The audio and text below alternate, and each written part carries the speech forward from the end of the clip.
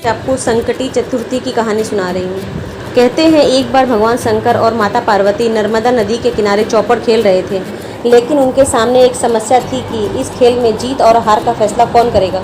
तब माता पार्वती ने निर्णय लिया कि वह घास के तिनके से एक पुतला बनाएगी और उसमें जान डाल देगी, और वही पुतला फैसला करेगा कि चौपड़ के खेल में कौन विजयी हुआ।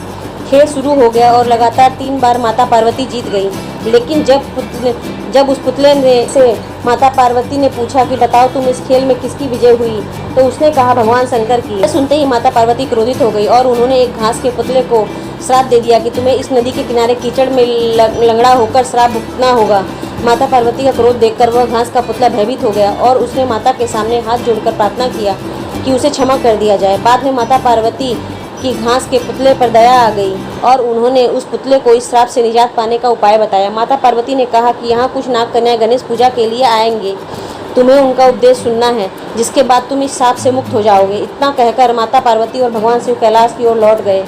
करीब 1 साल बाद जब वहाँ नाग कन्याएं आईं, तब उन्होंने उस बालक को गणेश पूजन की विधि बताई और चली गई। विधि जानने के बाद उस बालक ने लगातार व्रत किया और गणेश जी की पूजा की। उसकी भक्ति से प्रसन्न होकर भगवान गणेश ने उस बालक को वर दिया। उस बालक ने भगवान शिव और माता पार्वती से कैलाश पर भेंट करने का मांगा, जिसे भगवान गणेश मान गए। वह बालक कैलाश की तरफ प्रस्थान कर गया और भगवान शिव और माता पार्वती के दर्शन किया।